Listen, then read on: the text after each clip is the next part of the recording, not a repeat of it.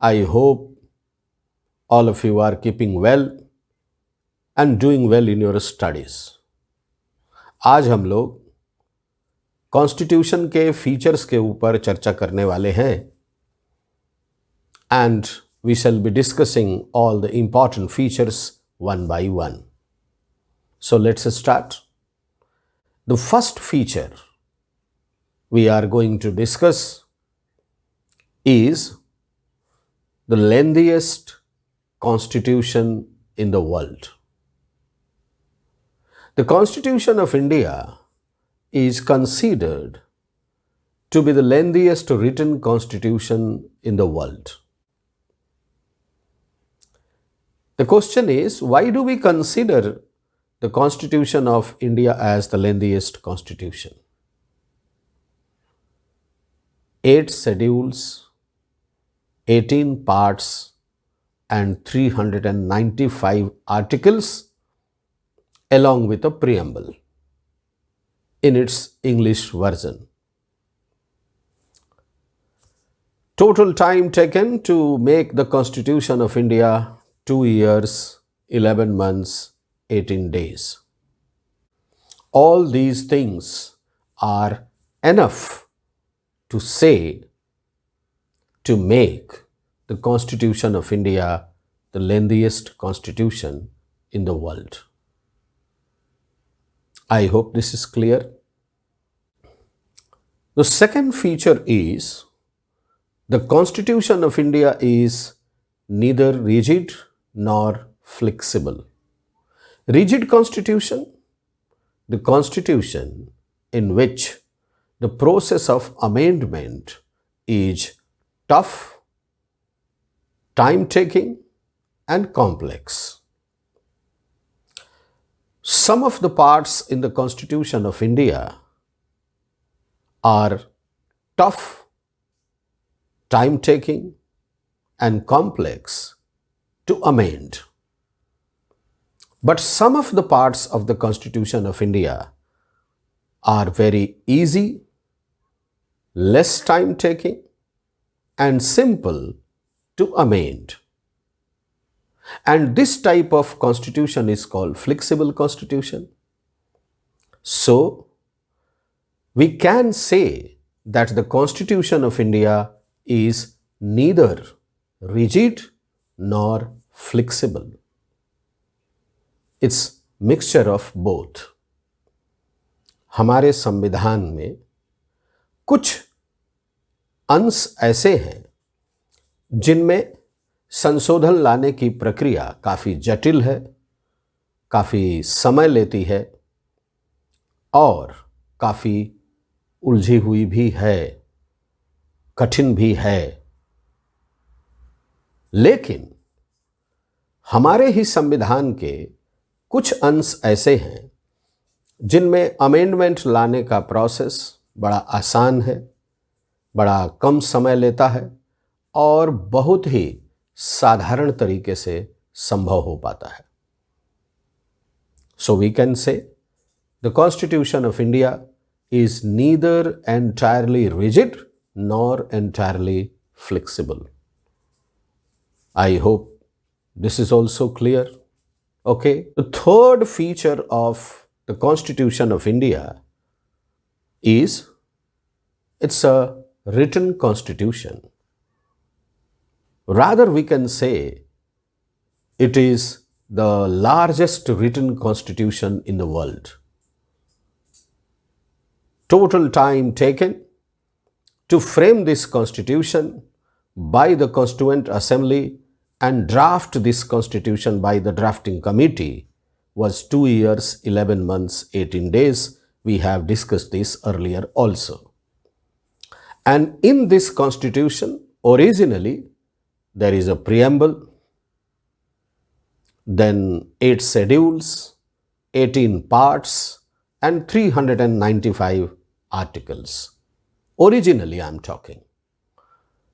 So, all these things are in written form. That makes it the largest written constitution in the world, or you can say written constitution in the world. I hope this is also very clear to all of you. The next feature of the Constitution of India is it's having a very beautiful preamble, a very important preamble. Then the question is, what is preamble? We have already discussed preamble in one of our lecture videos, but still, here I say, the preamble of the Constitution of India is the introductory statement to the Constitution of India. It reflects the aims and objectives of our Constitution. It is the soul of our Constitution. It has been amended only once, and that was in 1976, 42nd Amendment, to add 3 new words. And the 3 new words are socialist, secular, and integrity. All of us have already discussed this matter in earlier videos also. I hope this feature is also clear to all of you. Now, the 5th feature of the Constitution of India, and that is universal suffrage, or we can say the universal adult franchise. It means it has 3 words: universal, adult, and franchise. Universal means to everybody without any discrimination on any ground. Adult, it's constitutionally adult. And according to the Constitution of India, adult means those who have completed 18 years of age. As far as universal adult franchise criteria is concerned. Earlier, this age limit was 21 years. But by 61st Amendment in 1989, it was reduced to 18 years of age. So, the citizens of India who have completed 18 years of age have got the right to vote. इसका मतलब ये हुआ कि constitution of India ने सभी Indian citizens को बिना किसी डिस्क्रिमिनेशन के राइट टू वोट दिया है, बिना किसी डिस्क्रिमिनेशन के। आज हम कह सकते हैं कि वोटिंग राइट उसको मिलता है जिसके पास 2 क्वालिफिकेशंस होते हैं इंडिया में। पहला क्वालिफिकेशन भारत का सिटीजनशिप, दूसरा क्वालिफिकेशन 18 साल की उम्र पूरी करना। पहले इस क्वालिफिकेशन में कोई दूसरी बात थी। वो बात क्या थी? 1989 तक इसमें ऐसा था कि भारत का नागरिक होना और 21 साल की उम्र पूरी होना। लेकिन कॉन्स्टिट्यूशन के 61st अमेंडमेंट के द्वारा 1989 में एक संशोधन लाया गया, एक अमेंडमेंट लाया गया, और उसके अनुसार आज जो स्थिति है वो ये है कि सिटीजनशिप ऑफ इंडिया होना चाहिए, 18 ईयर्स ऑफ एज कंप्लीट होना चाहिए, आपको वोटिंग राइट मिल जाएगा और ऑटोमेटिकली मिलेगा। ठीक है, तो ये है यूनिवर्सल एडल्ट फ्रेंचाइज या universal suffrage. I hope this feature is also clear to all of you. Now the 6th feature of the Constitution of India, and that is the parliamentary system of government. This parliamentary system of government we have borrowed from Britain, from our colonial masters, colonial rulers. We were under the British. We got independence on 15th August 1947. All of us know that. So our parliamentary system has been borrowed from the British Constitution. The name of our parliament is Sansad. It has 3 organs: the President of India, the Council of States, and the House of the People. मतलब इसका ये हुआ कि भारत की संसदीय प्रणाली पूरी तरह से ब्रिटेन से बोरो की गई है, उधार ली गई है। और इसके अनुसार हमारी पार्लियामेंट का नाम है संसद। इसके 3 अंग हैं, द प्रेसिडेंट ऑफ इंडिया यानी राष्ट्रपति, द काउंसिल ऑफ स्टेट्स यानी राज्यसभा, और the house of the people यानी लोकसभा। अगर हम केवल हाउसेस की बात करें, if we talk about the houses only, the parliament of India has 2 houses, the Rajya Sabha और the council of states, or the permanent house, or the first house, or the upper chamber, or the first chamber.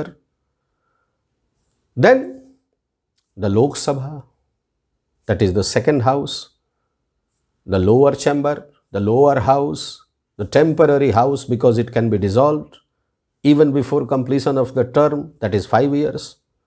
It is House of the People. This has also many names.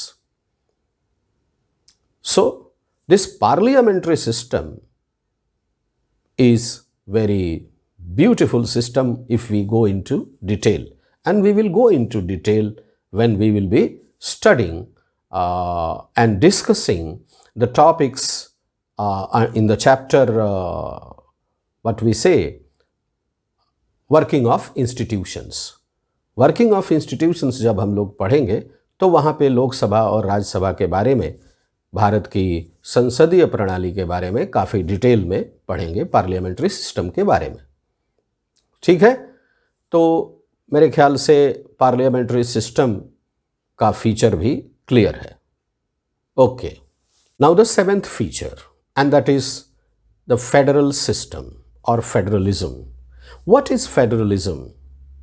Federalism means 2 or more than 2 levels of government in a country. In India, there are 2 levels of governments originally. One government for the whole nation, that is called Government of India, Union Government, the Central Government. हम सब लोग बोलते हैं, जानते भी हैं।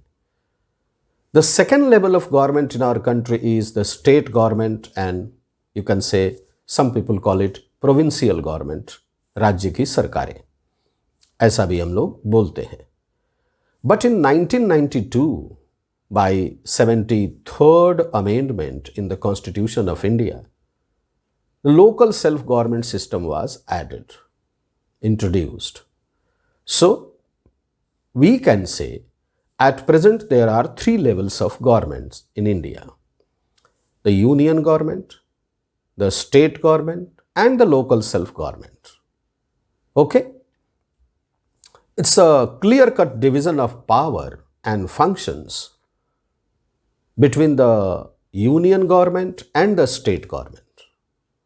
And later on, in 1992, as I told you, some of the powers of the state government and some of the powers of the central government were taken and given to the local self-government.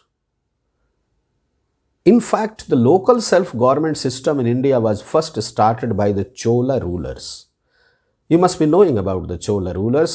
The Chola dynasty in south was founded by Rajaraja Chol, and the best ruler of this dynasty was Rajendra Chol. You must be knowing about their capital, Tanjore, which is very famous for the Vrihadeswara temple. So, the Chola rulers initiated the local self-government system in India. It means, in our country, we practice federal system of government. Means, we have more than 1 level of government, and the levels are the national level government, the state level government, and the local self-government. Okay?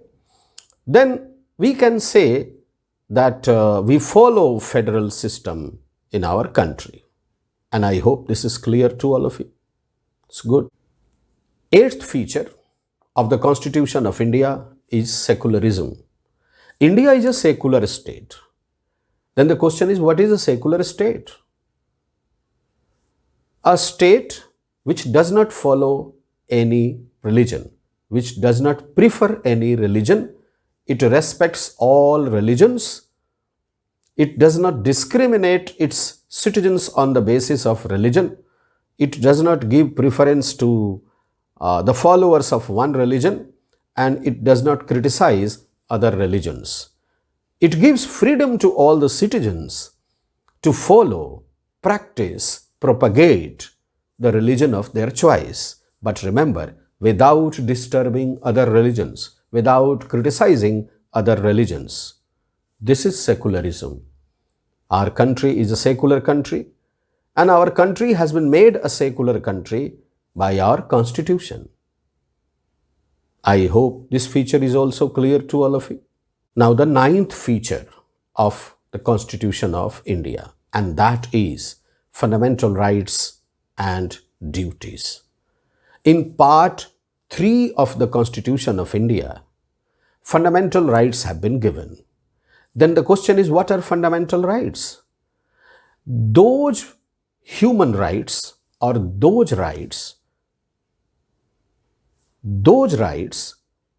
which are necessary for the development of the personality of citizens, for the development of the citizens in all the spheres of life, and those rights which are recognized by the Constitution and protected by the judiciary are called fundamental rights.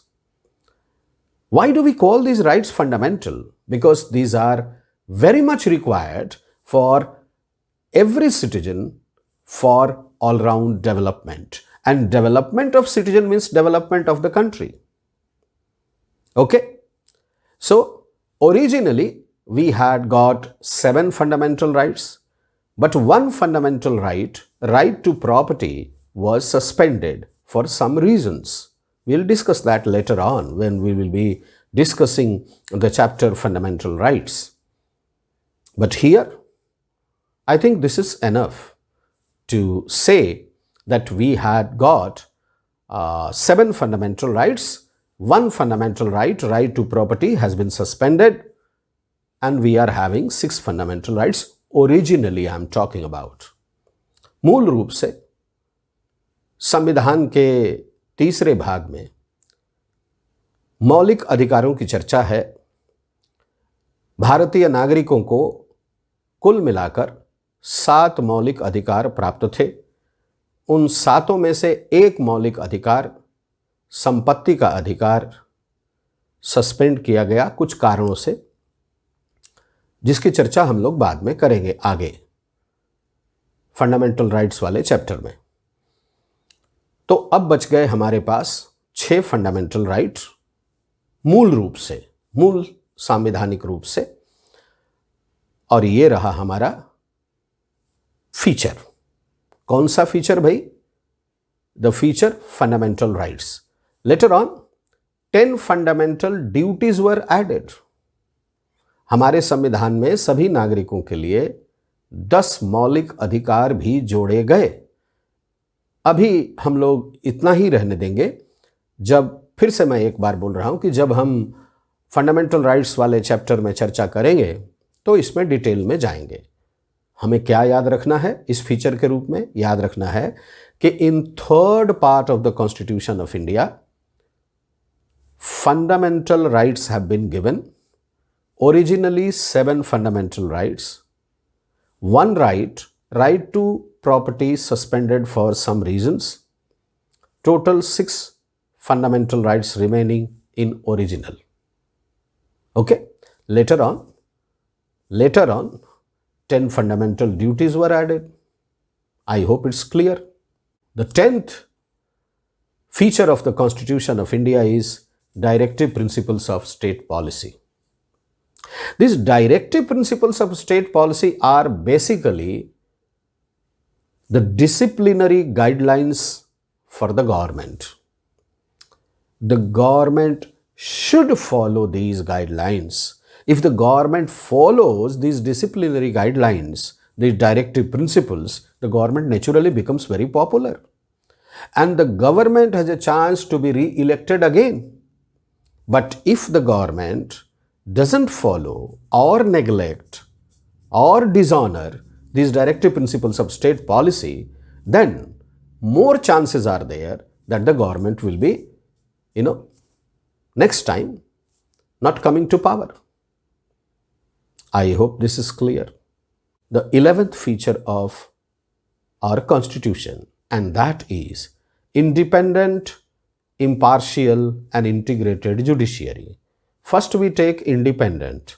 Our judiciary functions entirely under the Constitution of India. Only the Constitution of India controls the judiciary of India. Okay? The legislature and the executive have no role in interfering in the matters of judiciary. That is independence. Now, impartial. According to the Constitution of India, the judiciary of India is impartial. It does not make any discrimination on any ground, such as caste, creed, language, region, religion, etc. Every citizen of India is equal before law. Equality is established. And the third, it was integrated. At the top, at the apex level, there is Supreme Court of India at national level. And under the Supreme Court, there are high courts. Total 24 high courts are there at present. Some states have their own high court, and we also find that 2 or more than 2 states are having one common high court. That is also there. Most of the high courts are in the capital of the states, but some high courts are not in the capital of the states. Okay? And some states which are bigger in size, bigger in population, are having one original high court and more than one or one benches of that particular high court. ऐसा भी हम लोग देखते हैं. और उसके नीचे there are subordinate courts at district level. So, subordinate courts, high courts, and the Supreme Court.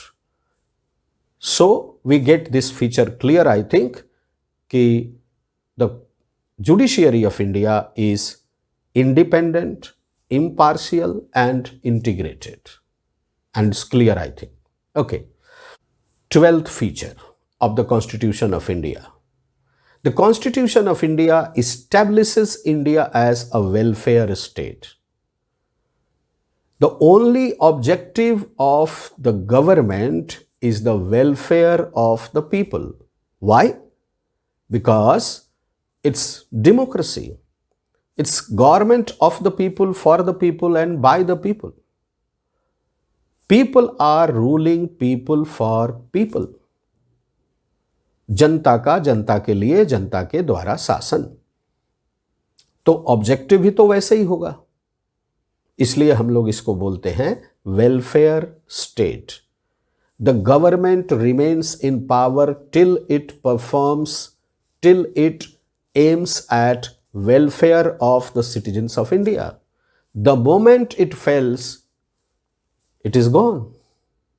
सरकार जैसे ही लोक कल्याणकारी कार्यों में असफल हो जाती है, जनता उसे अगले चुनाव में बाहर कर देती है. और हम ऐसा भी कह सकते हैं कि जब तक कोई सरकार, चाहे केंद्र की सरकार हो या राज्य की सरकार हो, जब तक कोई सरकार लोक कल्याणकारी कार्य यानी वेलफेयर वर्क्स करती रहती है, सिटीजन्स सेटिस्फाइड रहते हैं, तब तक वो गवर्नमेंट पावर में रहती है. और जैसे वो गवर्नमेंट इन कार्यों में फेल हो जाती है, जनता उसे बाहर कर देती है इलेक्शन के द्वारा. It's clear, I think. Good. Now feature number 13, and this feature is single citizenship. In our country, the Constitution establishes the system of single citizenship. Whether we live in Chhattisgarh or we live in Haryana, or we live in Himachal Pradesh, or we live in Kerala, or we live in Assam, we all are citizens of India. And citizens of India are citizens of India only. They are not citizens of Madhya Pradesh, Chhattisgarh, Rajasthan, Gujarat, Karnataka, Kerala, Uttarakhand. No. Wherever you live in India, you are citizen of India. This is single citizenship. My dear students, I hope all these features are clear to you. My dear students, after analyzing all these features of our Constitution, we draw some conclusions. The Constitution of India describes all the institutional arrangements in detail, and that is for the convenience of the citizens of the country. The Constitution of India itself is a statement of values, is a statement of a philosophy. Our Constitution has embodied the philosophy and design of the institutions which are functional in our country. The Constitution itself describes the process of amendment because it may be required. And if required to amend the Constitution, then the given legal process should be followed. It's really excellent. The Constitution of India makes the people of India the source of power. The people of India are not subject, they are citizen. They are the source of power. They elect the government, they control the government, and they remove the government also. And they do that by exercising their right to vote. The universal adult franchise. The universal adult franchise in India, or the right to vote in India, is of big importance. Why? Because it follows the principle of one person, one vote, and one value. It means the political dignity and political freedom of all the citizens in India are maintained. And maintained and safeguarded also by the Constitution of India itself. We have already studied in class 8 that if any of the fundamental rights are violated, we can go to the High Court, we can go to the Supreme Court. Because the fundamental rights are protected, safeguarded by the judiciary. I hope this is clear to all of you. So, my dear students, we have discussed in brief the features of the Constitution of India. We have not gone into detail. Of course, if required in chapters coming up, we will definitely be going, and we will be going into very much detail. I hope all of you have understood the features in brief. Thank you very much. God bless you all.